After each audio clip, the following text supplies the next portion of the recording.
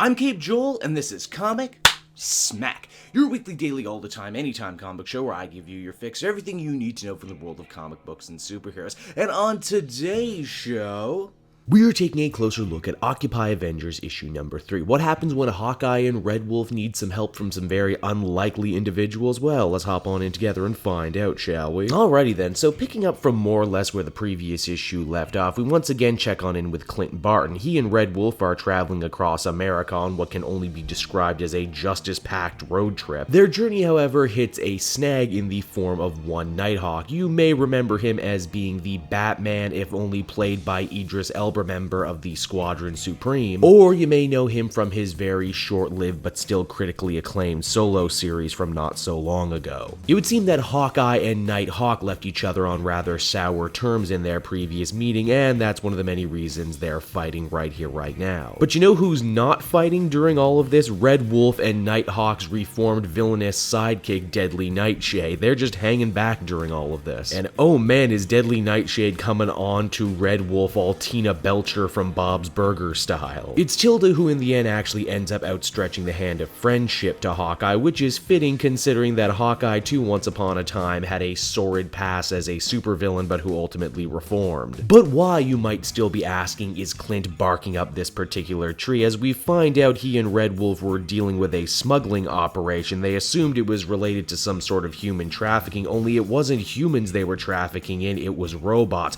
The super advanced type of robots known as life model decoys.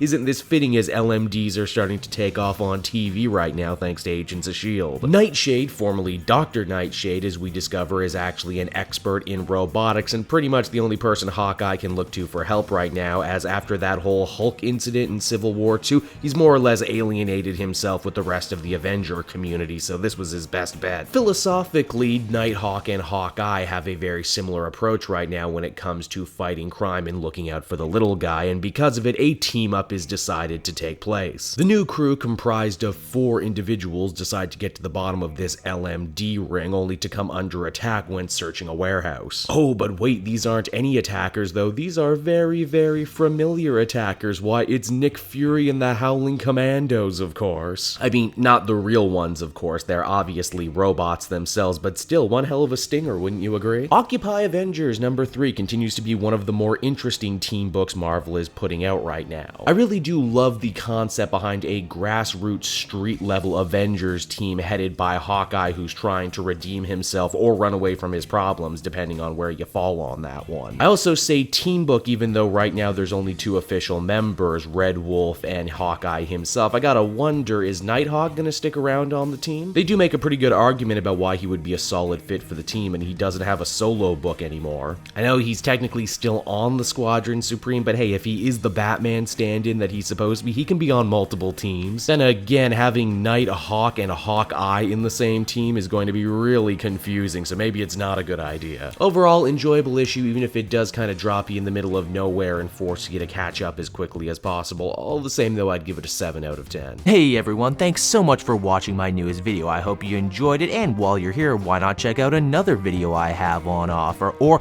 maybe if you're feeling in a supportive mood, you want to like or subscribe. And if you want to support the creation of more videos just like this one, then please by all means check out the Cape Joel Patreon. A little bit goes a very long way, and I will see you all next time.